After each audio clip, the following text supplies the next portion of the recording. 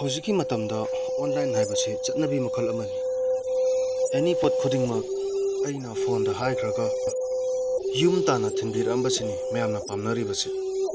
ꯑꯆꯥꯄꯣꯠ, ꯐꯤ, ꯃꯣꯕꯥꯏꯜ, ꯁꯥꯟꯅꯄꯣꯠꯅꯆꯤꯡꯕ ꯀꯌꯥꯃꯔꯨꯝꯗꯤ ꯌꯨꯝ ꯐꯥꯎꯕ ꯊꯤꯟꯕꯤꯔꯛꯂꯦ꯫ ꯑꯗꯨꯕꯨ ꯋꯦꯜꯗꯤꯡ ꯑꯃꯁꯨꯡ ꯔꯣꯡ ꯀꯥꯞꯄꯅꯆꯤꯡꯕ ꯊꯕꯛ ꯑꯁꯤꯗꯤ ꯌꯥꯗꯕ ꯀꯧꯕꯅꯤꯅ ꯃꯁꯤꯒꯤ ꯊꯕꯛ ꯑꯁꯤ ꯑꯩꯈꯣꯏꯅ ꯌꯨꯝꯗ ꯆꯠꯂꯒ ꯃꯁꯥꯒꯤ ꯑꯄꯥꯝꯕ ꯀꯔꯝꯕ ꯗꯤꯖꯥꯏꯟꯗ, ꯀꯔꯝꯕ ꯃꯑꯣꯡꯗ, ꯀꯌꯥꯝ ꯆꯥꯎꯍꯟꯒꯗꯕ, ꯀꯌꯥꯝ ꯄꯤꯛꯍꯟꯒꯗꯕ, ꯌꯨꯝꯕꯨꯒꯤ ꯑꯄꯥꯝꯕ ꯃꯑꯣꯡꯗ, ꯌꯨꯝꯕꯨꯒꯤ ꯃꯤꯠꯃꯥꯡꯗ ꯁꯨꯔꯒꯗꯕ ꯍꯣꯝ ꯋꯦꯜꯗꯤꯡ꯫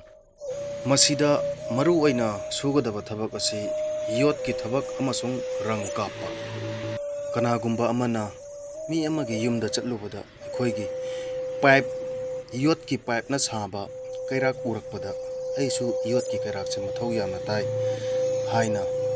ꯃꯁꯤ ꯊꯤꯔꯨꯕ ꯃꯇꯝꯗꯗꯤ ꯍꯦꯛ ꯐꯪꯗꯕ, ꯑꯗꯨꯒ ꯁꯥꯍꯜꯂꯨꯔꯒꯁꯨ ꯄꯨꯔꯛꯄ ꯈꯨꯗꯣꯡ ꯆꯥꯔꯣꯏꯗꯕ,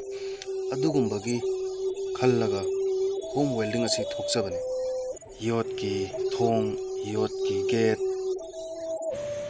ꯒ꯭ꯔꯤꯜ ꯑꯃꯁꯨꯡ ꯌꯨꯝꯊꯛꯀꯤ ꯔꯣꯡ ꯀꯥꯞꯄ꯫ ꯍꯥꯏꯔꯤꯕ ꯊꯕꯛ ꯑꯁꯤ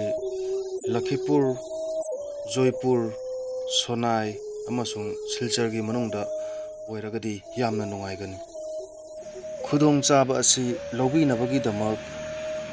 ꯅꯝꯕꯔ ꯑꯁꯤꯗ ꯀꯟꯇꯦꯛ ꯇꯧꯕꯤꯌꯨ꯫ ꯅꯝꯕꯔꯗꯤ 700-290-3644꯫ ꯅꯝꯕꯔ ꯑꯃꯨꯛꯀ ꯍꯥꯏꯖꯔꯛꯀꯦ, 700-290-3644꯫